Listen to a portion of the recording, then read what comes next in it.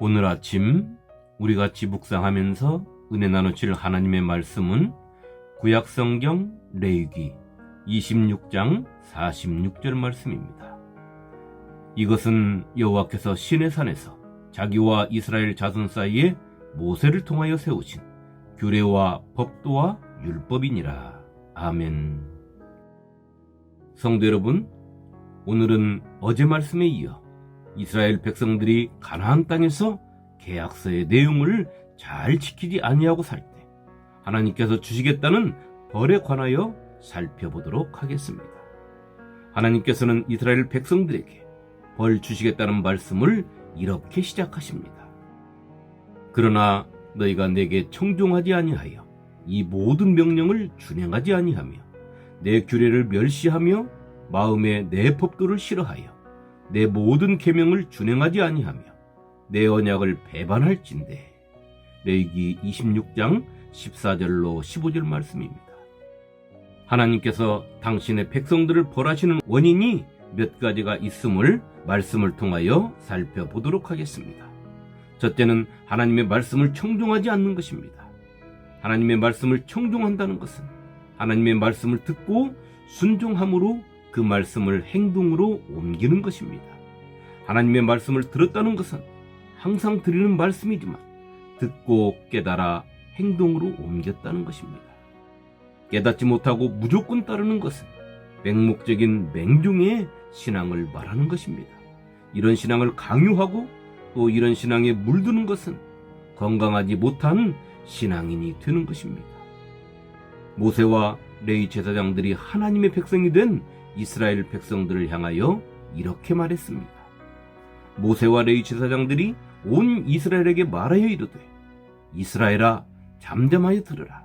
오늘 내가 내 하나님 여호와의 백성이 되었으니 그런즉 내 하나님 여호와의 말씀을 청종하여 내가 오늘 내게 명령하는 그 명령과 규례를 행할지니라. 신명기 27장 9절로 10절 말씀입니다. 둘째는 하나님의 명령을 준행하지 않는 것입니다. 하나님께서 이스라엘 백성들에게 명령하신 것은 그들이 가나안 땅에 들어가서 살 때 규례와 법도와 율법에 관한 것을 말씀하신 것입니다.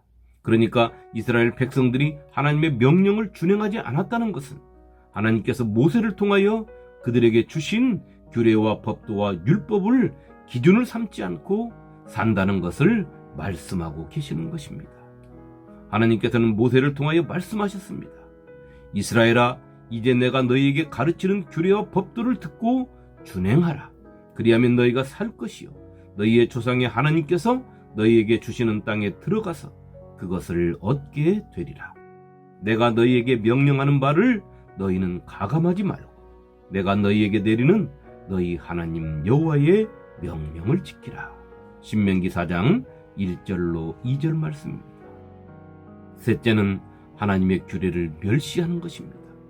하나님의 규례는 하나님께서 당신의 백성들을 친히 다스리기 위하여 세우신 법과 규칙과 계명과 법도를 말하는 것입니다.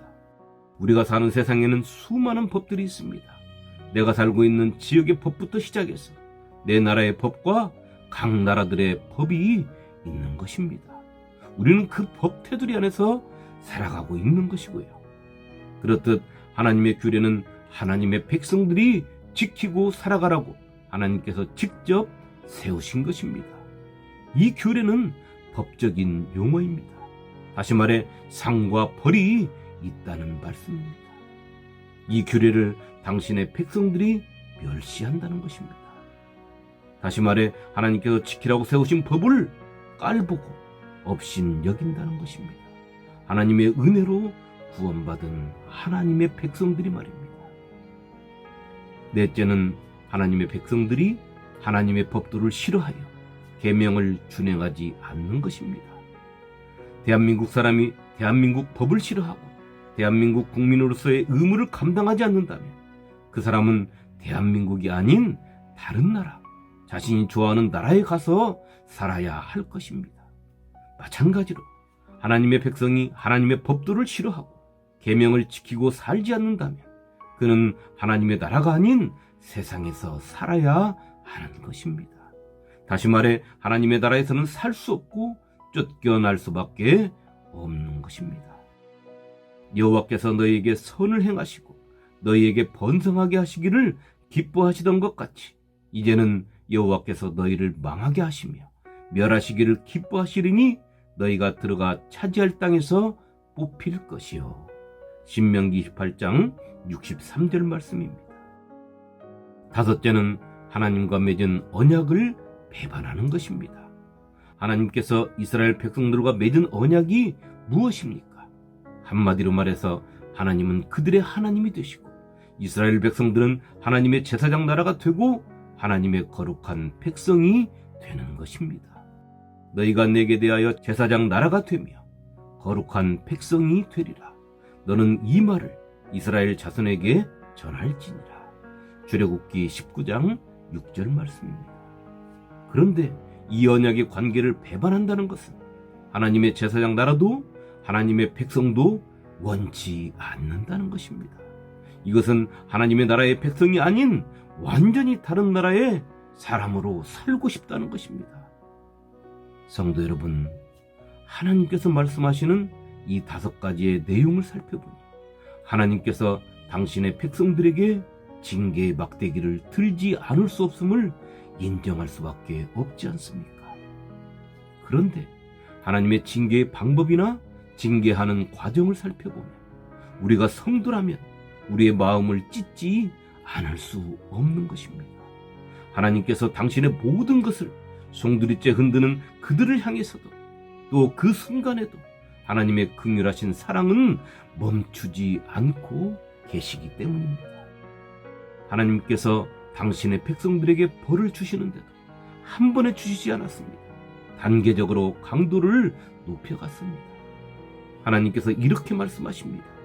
내가 이같이 너희에게 행하리니 곧 내가 너희에게 놀라운 재앙을 내려 폐병과 열병으로 눈이 어둡고 생명이 쇠약하게 할 것이요 너희가 파종한 것은 너희 대적이 그것을 먹을 것임이며.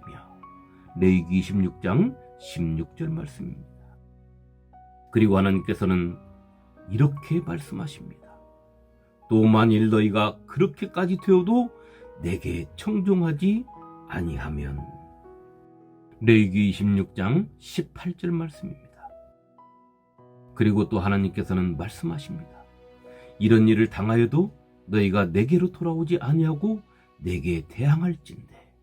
레위기 26장 23절 말씀입니다. 하나님께서는 또 말씀하셨습니다. 너희가 이같이 될지라도 내게 청종하지 아니하고 내게 대항할진대. 레위기 26장 27절 말씀입니다. 성도 여러분, 하나님께서는 왜 당신의 법도와 규례와 율법을 청종하지도 준행하지도 아니하고 당신을 배반한 백성들에게 4번에 걸쳐 벌을 내리시겠다 하실까요? 당신을 떠난 그 백성들이 미워서 그러실까요? 아닙니다. 제발 깨닫고 돌아오라는 것이지요. 더 아픈 매를 맞기 전에 정신 차리고 당신의 품으로 돌아오라는 것입니다. 그러나 당신의 제사장 나라를 삼은 이스라엘 백성들은 우리가 잘 알고 있듯이 하나님께로 돌아오지 아니하고 나라가 망하고 그들은 세계 곳곳에 뿔뿔이 흩어졌으며 바벨론의 포로로 끌려갔던 것입니다. 그러나 하나님의 사랑은 끝나지 않았습니다.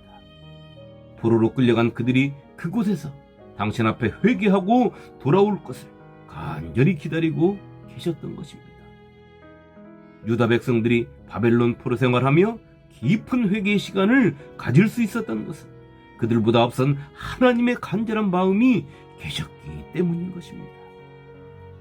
그들이 나를 거스른 잘못으로 자기의 죄악과 그들의 조상의 죄악을 자복하고 또 그들이 내게 대항함으로 나도 그들에게 대항하여 내가 그들을 원수들의 땅으로 끌어갔음을 깨닫고 그 할례 받지 않은 그들의 마음이 낮아져서 그들의 죄악의 형벌을 기쁘게 받으며 내가 야곱과 맺은 내 언약과 이삭과 맺은 내 언약을 기억하며 아브라함과 맺은 내 언약을 기억하고 그 땅을 기억하리라.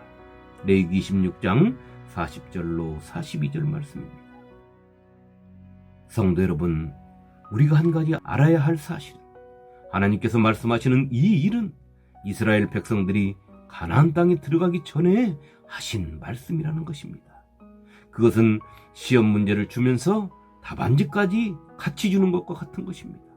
그런데도 이스라엘 백성들은 훈련받지 않은 오합지졸처럼 전혀 공부하지도 않은 사람처럼 하나님 앞에서 행동한 것입니다. 무엇 때문에 그렇습니까? 하나님께서 주신 것보다 더 많은 것을 가지고자 했던 그들의 욕심 때문에 그런 것입니다. 우리가 한 가지 더 잊지 말아야 하는 것이 있습니다. 하나님께서는 우리를 포기하시지 않는다는 것입니다. 그런즉 그들이 그들의 원수들의 땅에 있을 때에 내가 그들을 내버리지 아니하며 미워하지 아니하며 아주 멸하지 아니하고 그들과 맺은 내 언약을 폐하지 아니하리니 나는 여호와 그들의 하나님이 됨이니라. 레위기 16장 44절 말씀입니다.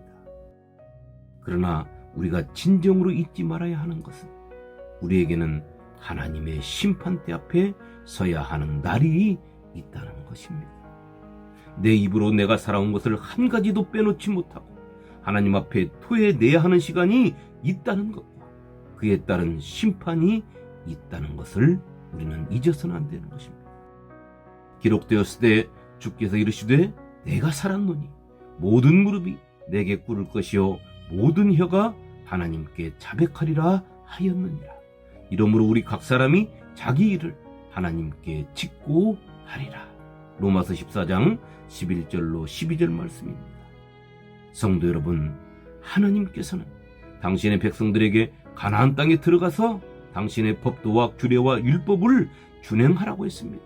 그리고 그 해답도 신명기 6장 4절로 5절에 알려주셨습니다. 이스라엘아 들으라, 우리 하나님 여호와는 오직 유일한 여호와이시니 너는 마음을 다하고 뜻을 다하고 힘을 다하여 내 하나님 여호와를 사랑하라. 오늘이라는 이 한날을 하나님께서 나에게 사랑으로 주신 선물로 받아 하나님을 사랑하며 사는 한날이 되시기를 축원합니다. 하나님을 사랑하고 싶습니까? 그렇다면 예수를 바로 하시기를 축원합니다. 오늘 한날을 귀히 여기고 예수 그리스도 안에서 하나님을 바라보며 최선을 다하여 산다면 하나님의 눈은 여러분에게 고정되어 있을 것입니다. 오늘 하루가 하나님께서 주신 복된 하루가 되어서 내 인생의 가장 기쁜 축제의 날이 되시기를 나를 구원하시고 가장 크게 기뻐하신 예수님의 이름으로 축원합니다. 아멘.